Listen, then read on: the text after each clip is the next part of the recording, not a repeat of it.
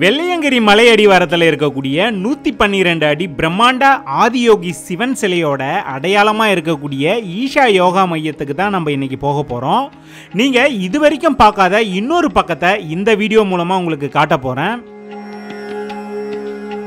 நீங்க தமிழ்நாட்டில் எங்க இருந்தாலும் சரி கோயம்புத்தூருக்கு ஈஸியா வந்துட முடியும். கூடவே இங்கிருந்து கேரளா, ஊட்டி, பொள்ளாச்சி, வால்பாறை, மூணாறு, மருதமலை, வெள்ளையங்கிரின்னு சொல்லிட்டு பல இடங்களுக்கு போய் நம்ம சுத்தி பார்க்கவும் முடியும். ஆனா கோயம்புத்தூர்ல இருந்து ஒரு 30 கிலோமீட்டர் தொலைவில் இருக்கக்கூடிய அதுவும் வெள்ளையங்கிரி மலை அடிவாரத்தில் இருக்கிற ஈஷா யோகா மையத்துக்கு தான் நம்ம போயிட்டு இருக்கோம். கோயம்புத்தூர்ல இருந்து டைரக்டா கவர்மெண்ட் பஸ்ஸே வந்து பாத்தீங்கன்னா இந்த இடத்துக்கு இருக்கு. அது மட்டும் இல்லாம நீங்க வெள்ளையங்கிரி மலைக்கு சீசன் டைம்ல வரணும் அப்படின்னா இந்த வழியா தான் வருவீங்க. அதே மாதிரி இந்த போர்டில் இருக்கக்கூடிய அந்த டைமை ஃபாலோ பண்ணி அந்த பஸ்ஸில் வந்தீங்க அப்படின்னா ஈஸியாக நீங்கள் வெள்ளையங்கிரி மலைக்கும் வந்துட முடியும். ஸோ நம்ம இந்த இடத்த நெருங்க ஒரு மலையோட பேக்ரவுண்டில் சுற்றி வயல்வெளிக்கு நடுவில் ரொம்பவே பிரம்மாண்டமா ஆதியோகி சிவன் சிலை வந்து தெரியும். பார்க்கவே ரொம்ப பிரமிப்பா இருக்கும். ஃபர்ஸ்ட் நம்ம ஈஷா யோகா மையத்தை போய் பார்த்துட்டு அடுத்ததா இந்த இடத்துக்கு வரலாம். நம்ம இந்த இடத்துக்கு வந்ததும் வந்து பார்த்தீங்கன்னா என்ட்ரன்ஸ்க்கு ஆப்போசிட்லேயே வந்து பார்த்தீங்கன்னா லாக்கர் இருக்கும். அதாவது நம்மளுடைய மொபைலு, பேக் இது எல்லாமே வந்து அந்த லாக்கரில் வச்சுட்டு அப்படியே நம்ம வந்து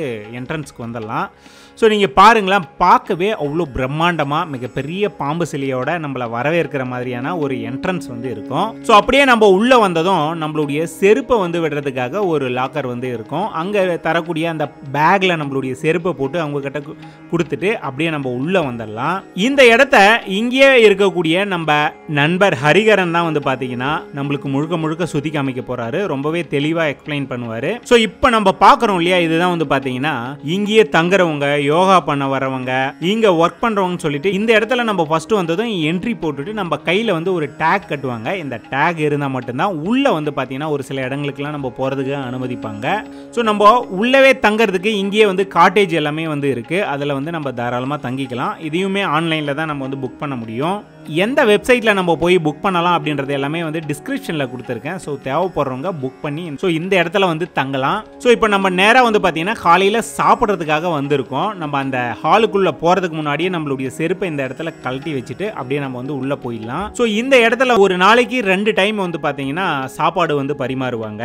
இந்த மாதிரி நம்ம தரையில உட்காந்து தான் வந்து பார்த்தீங்கன்னா நம்ம சாப்பிட்ற மாதிரி இருக்கும். ஸோ இது வந்து பார்த்தீங்கன்னா அனைவரும் சமம் அப்படின்ற கான்செப்ட்ல எல்லாருமே வந்து ஒன்னா உட்காந்து சாப்பிட்ற மாதிரியான ஒரு கான்செப்ட் தான். தரையில உட்கார முடியாதவங்களுக்கு இந்த மாதிரி டேபிள் சேர் வந்து போட்டுருப்பாங்க. அதில் கூட உட்காந்து நம்ம சாப்பிடலாம். இன்னைக்கு வந்து பார்த்தீங்கன்னா இங்க இருக்கக்கூடிய மெனுவை பொறுத்தவரையிலும் மில்லட்ல வெஜ் ரைஸ், தயிர் சாதம், கூட்டு, பொரியல், பயிறு, கடலை, ஃப்ரூட்ஸ், வெஜ் குருமான்னு சொல்லிட்டு ஏகப்பட்ட வெரைட்டி வந்து இருந்தது. இவங்களுடைய கான்செப்டே வந்து பார்த்தீங்கன்னா நம்ம எல்லாரும் ஹெல்த்தியா சாப்பிடணும் அப்படின்றது தான் இவங்களுடைய கான்செப்ட். நம்ம தரையில உட்காந்து நம்மளுக்கு வந்து பார்த்தீங்கன்னா ஒவ்வொரு ஐட்டமா வந்து சாப்பாடு வச்சுட்டே இருப்பாங்க. ஸோ எல்லா வெரைட்டியுமே நம்மளுக்கு வச்சு முடிச்ச பின்னாடி நம்மளுக்கு சாப்பாடு கொடுத்த அத்தனை நல்ல உள்ளங்களுக்கும் வந்து நன்றி சொல்ற விதமா இந்த இடத்துல ஒரு ப்ரே பண்ணிட்டு அப்படியே உட்காந்து நம்ம சாப்பிட ஆரம்பிச்சிடலாம். ஸோ இந்த இடத்துல நீங்க பார்த்தீங்கன்னா தெரியும், வெளிநாட்டில் இருக்கிற ஃபாரினர்ஸ்ன்னு சொல்லிட்டு நிறைய பேர் வந்து பார்த்தீங்கன்னா எல்லாரும் ஒன்றா உட்காந்து அவங்கவுங்க யாருக்கிட்டையும் பேசாமல் அமைதியாக வந்து சாப்பிடுவாங்க. நம்ம சாப்பிட்டு முடிச்சதும் அந்த வேஸ்டேஜ் எல்லாமே போடுறதுக்கு ஒரு டஸ்ட்பின் இருக்கும். அதில் போட்டுட்டு அப்படியே தட்டை வந்து க்ளீனாக கழுவி அங்கேயே வந்து வச்சுட்டு வெளியே வந்துடலாம். ஸோ நம்ம இது உள்ளே வந்து அடுத்ததாக போனது எங்கே அப்படின்னு பார்த்தீங்கன்னா இங்கே ஒரு கிரவுண்ட் இருக்குது. இந்த கிரவுண்டில் ஈவினிங் டைம்லாம் வந்து பார்த்தீங்கன்னா கேம்ஸ் வந்து நடக்கும். இங்கே வந்து யோகா, தியானம் அதோடு சேர்த்து விளையாட்டுக்கும் ரொம்பவே முக்கியத்துவம் தரக்கூடிய ஒரு இடம். அதனால தான் இந்த கிரவுண்டில் ஈவினிங்லாம் வந்து எல்லாருமே வந்து ஜாலியாக விளையாடிட்டு இருப்பாங்க.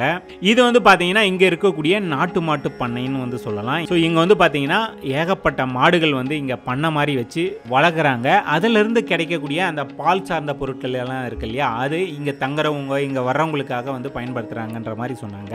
இது தவிர வெளியும் மிகப்பெரிய நாட்டு மாட்டு பண்ணை வந்து இருக்குது அப்படின்றத வந்து நம்மளுக்கு சொன்னாங்க.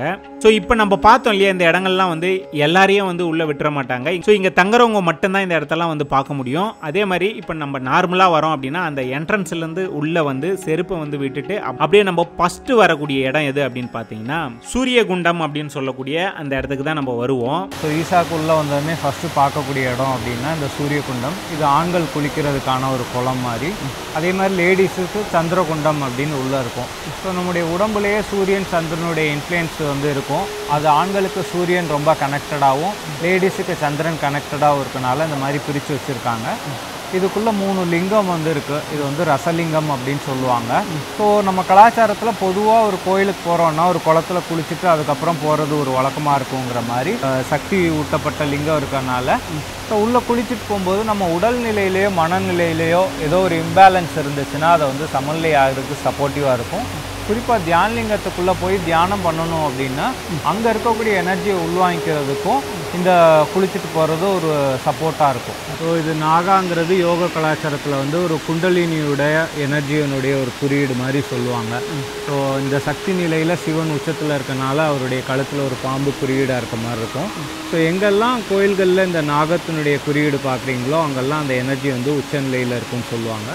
அதனால் சூரியகுண்டில் குளிச்சுட்டு நாகா சந்நிதி பார்த்துட்டு அடுத்த இடத்துக்கு போவாங்க. ஸோ இந்த சூரிய குண்டத்தை பார்த்துட்டு அடுத்ததான் நம்ம ஒரு இடத்துக்கு போயிட்டுருக்கோம். ஆனால் போகிற வழியில் இந்த இடத்த பாருங்களேன், பார்க்கவே எவ்வளோ அழகாக ரம்மியமாக இருக்குது அப்படின்னு சொல்லிட்டு.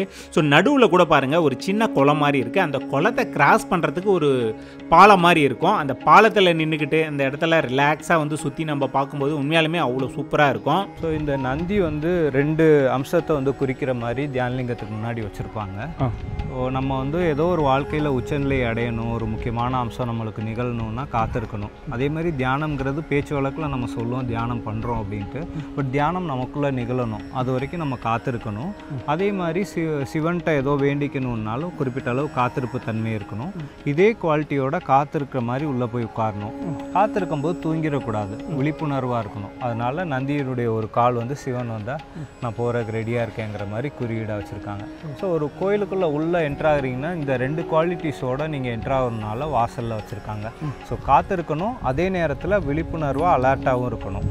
ஸோ இந்த இடத்துல வந்து பார்த்தீங்கன்னா நம்மளுக்கு இலவசமாக ருத்ராட்சம் வந்து கொடுப்பாங்க. அதை வந்து நீங்கள் இந்த இடத்துல கலெக்ட் பண்ணிக்கலாம். ஸோ அதை பார்த்துட்டு அடுத்ததான் நம்ம வந்த இடத்த பற்றி நம்ம நண்பர் வந்து தெளிவாக எக்ஸ்பிளைன் பண்ணுவார். அதை நம்ம கேட்போம். ஸோ நம்ம வந்து ஃபஸ்ட்டு போகக்கூடிய கோயில் வந்து லிங்கபைரவி அப்படின்னு சொல்லுவாங்க. இது ஒரு அம்மன் கோயில் மாதிரி முழுக்க முழுக்க பெண் தன்மையுடைய சக்தியை யூஸ் பண்ணி இது பிரதிஷ்டை பண்ணியிருக்கனால இதை பராமரிக்கிறது எல்லாமே வந்து பெண்கள் பராமரிக்கிற மாதிரி வச்சுருப்பாங்க. குறிப்பாக குடும்ப வாழ்க்கையில் இருக்கவங்களுக்கு அவங்க என்னெல்லாம் பொருள் ரீதியான தேவைகள் இருக்கோ அதுக்கான சடங்குகள் எல்லாமே இங்கே பண்ணுவாங்க. ஸோ ஒரு குழந்தை பிறந்துச்சுன்னா அவங்களுக்கு பேர் கொடுக்கறது, அதுக்கப்புறம் முடிக்காணிக்க பண்ணுறது, வித்தியாரம்பம் பண்ணுறது, கல்யாணங்கள் இங்கே வந்து நிறைய நடக்கும். அதே மாதிரி இறந்தவங்களுக்கு பண்ணக்கூடிய காலபைரவ கர்மா அப்படிங்கிற ஒரு சடங்குமே வந்து இங்கே வந்து பண்ணுவாங்க. ஸோ குறிப்பாக நம்ம பொருள் தன்மையில் என்னெல்லாம் தேவை இருக்கோ அதெல்லாமே இங்கே வேண்டிட்டு அதுக்கப்புறம் முக்தி நிலையை நோக்கி தியானலிங்கத்துக்கு போகிற மாதிரியும் இந்த பாதை வந்து நம்மளுக்கு வந்து வச்சுருப்பாங்க. ஸோ இது ரொம்ப கருணையாக இருக்கக்கூடிய ஒரு தேவி. அதே நேரத்தில் நம்மளுக்குள்ள பயம் அந்த மாதிரி ஒரு உணர்வு இருந்துச்சுனாலும் அது விலகிறதுக்கு இது சப்போர்ட்டிவாக இந்த கோயில் வந்து இருக்கும். இந்த நந்தி சிலைக்கு அப்படியே ஆப்போசிட்டில் வந்து பார்த்தீங்கன்னா தியானலிங்கம் வந்து இருக்குது. அந்த தியானலிங்கம் பார்க்கறதுக்கு டூம் வடிவில் வந்து பார்த்தீங்கன்னா பக்காவாக வந்து கட்டியிருப்பாங்க.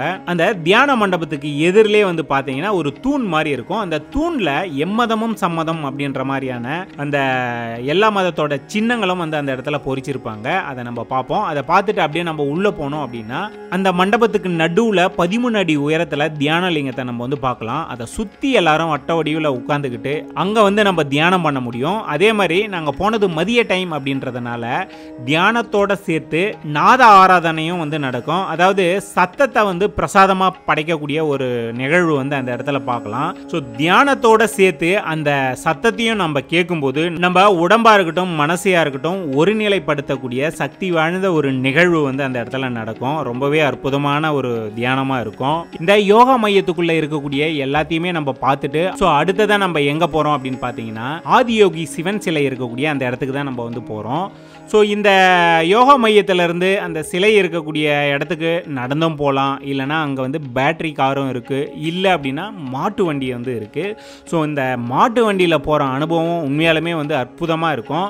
ஸோ நான் ஆல்ரெடி வந்து இந்த மாட்டு வண்டியில் போயிருக்கேன், சூப்பரான ஒரு அனுபவமாக இருந்தது.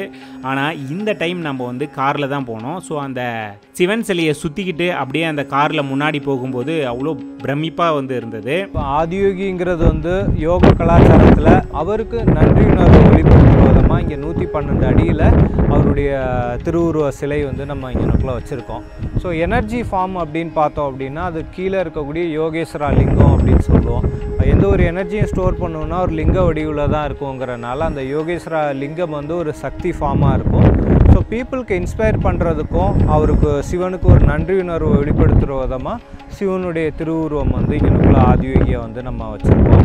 அவருடைய கழுத்தில் 1,08,000 ருத்ராட்ச மணிகள் இருக்குது. இது ஒவ்வொரு மகா சிவராத்திரி அப்போயும் மக்களுக்கு வரக்கூடிய மக்களுக்கு பிரசாதமாக வந்து அது கொடுப்பாங்க. இப்போ வந்து ரெகுலராக ஈசாக்கு வரக்கூடிய எல்லாருமே இலவசமாக ருத்ராட்சம் கொடுக்குறதும் வந்து தியான்லிங்கா பக்கத்தில் வந்து கொடுக்குறாங்க.